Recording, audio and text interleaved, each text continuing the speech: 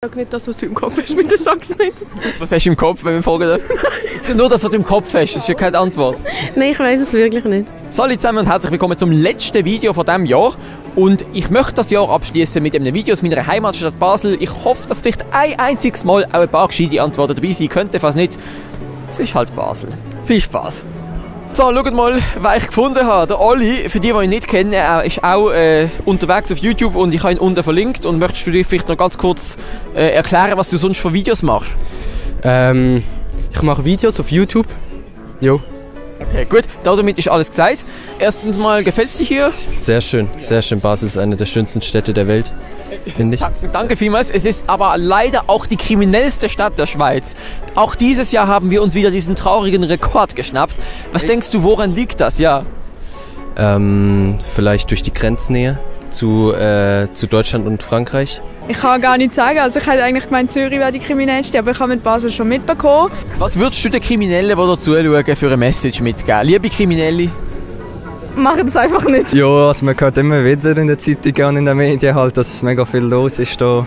Keine Messerstechereien oder so. Oder Vergewaltigungen und so, ja. Junge Leute, die zu viel Energie haben, die sie nicht richtig umsetzen. Ich bin vielleicht selber auch mal ein bisschen so gesehen. Aber dass es die kriminellste Stadt der Schweiz ist, hängt glaube ich, auch gross damit zusammen, dass wir da Deutschland und Frankreich gerade nebendran haben. Was ist denn deine Meinung von der Jugend von heute, liebe Weihnachtsfrau? Jo, nicht schlecht. Also, ja, sie sind alle toll, lieb.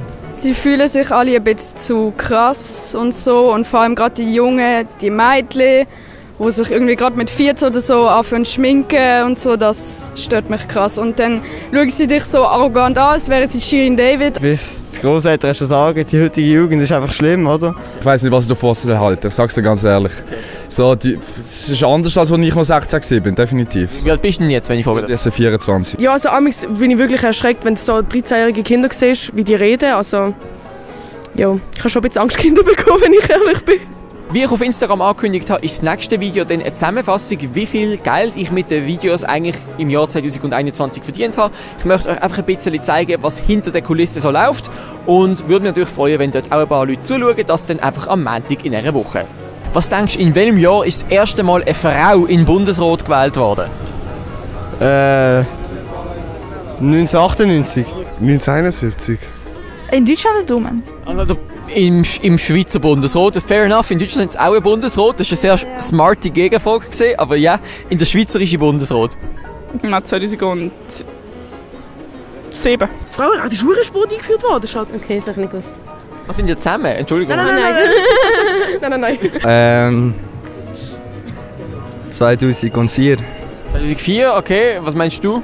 2006. Ich würde jetzt mal schätzen, um 2002, 2003 ist vielleicht die erste Frau im Bundesrat gewählt worden. Ich weiss es nicht, ob das überhaupt annähernd stimmt. Ja, 1984. Es ist ein bisschen, also es ist zwar die Schweiz, aber es ist doch ein bisschen früher gewesen. Immerhin das. Ja. Die Frauen dort schon wählen. Dort haben sie schon wählen. Nicht im Appenzell, aber in vielen Kantonen eigentlich schon. Ich schätze mal so 1990 oder so. Nicht schlecht. 1990 hat sie zurücktreten. Bei welcher Partei war sie? Was denkst du? Die SP. Sie war bei der FDP, Frau Kopp war das. Was stört dich am meisten an der Schweiz? Wenn du etwas ändern könntest, was wär's? Wir haben hier zu wenig Freude am Leben. Die Leute sind zu sehr versessen aufs Arbeiten gehen und ihre Rechnungen zahlen. Das Maskenpflicht. Ja, die ist schon blöd. Aber so wie du eine Maske anziehst, kann man ja nicht von einer Maskenpflicht reden. Kann das sein? Ja, schon. Dass es so teuer ist. Dass es so teuer ist? Bist du in einem Job, wo man vielleicht weniger verdient, oder wie sieht das aus? Ja, ich bin in der Schule. Du bist in der Schule, das ist natürlich schwierig, aber ich zahle ja Steuern, damit du in die Schule darfst. Das stimmt, das ist sehr lieb von dir. Gern geschehen. Also ich finde es schön, dass mal jemand endlich sich bei mir bedankt. So, dass es ziemlich teuer ist, also für Schüler und Lehrlinge und so. Aber deine Jacke ist ja preislich eher im höheren Segment, wenn ich mal das sagen darf. Meine hat 49,90 gekostet, also als Vergleich.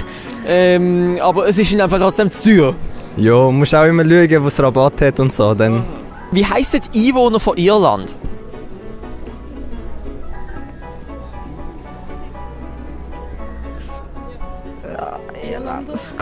Irlander? Einwohner. Ja, aber wie heissen die? Irlander. Irländer. Ich enthalte mich dieser Frage, ich weiss es auch. Sie heißen Iren.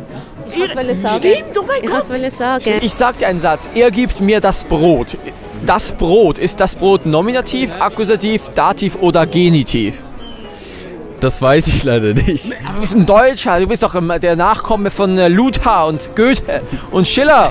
Ich kenne mich damit leider nicht aus, mit Akkusativ und Dativ und Nominativ und so. Akkusativ. Das habe ich erst gerade in der Schule gehabt. Ich das wüsste frisch. Ich sage nicht, was ich von der Note gehe. Ist Akkusativ. Richtig, hey, super. Das mit der Was-Frage wäre wahrscheinlich der Akkusativ. Oha, ja, richtig. Zweite grammatikalische Frage, gibt es auf Schweizerdeutsch eigentlich ein Präteritum? Nein. Richtig, kannst du mir einen Satz mit einem Präteritum auf Hochdeutsch sagen, als Beispiel? Was ist Präteritum schon wieder? Hast du mir geraten in dem Fall? Also Präsenz ist Vergangenheit. Haben wir ein Präteritum? Nein, wir haben nur perfekt im Schweizerdeutsch. Oha, der als Weihnachtsfrau ist schlau. Auf Schweizerdeutsch kannst du das nicht sagen. Er gab mir ein Brot, das gibt's nicht. Ja. Er hat mir ein Brot gegeben. Wie nennt man das für eine Zeit? Er hat mir ein Brot gegeben, das ist Plusquamperfekt. Es ist perfekt, aber genau. Auf Schweizerdeutsch, es gibt auf Schweizerdeutsch ein Plusquamperfekt. Das heisst, er hat mir ein Brot gegeben. Aber grammatikalisch würde uns da die Deutschen den Kopf abrissen, wenn sie das hören würden. Wenn da ein schweizerischer Bundesrat zuschauen würde, oder eine Bundesrätin, was wäre deine Nachricht an die Person? Nehmt den Klimawandel ernst. Ich finde es super, was da im Moment passiert. Ich finde Regeln scheiße.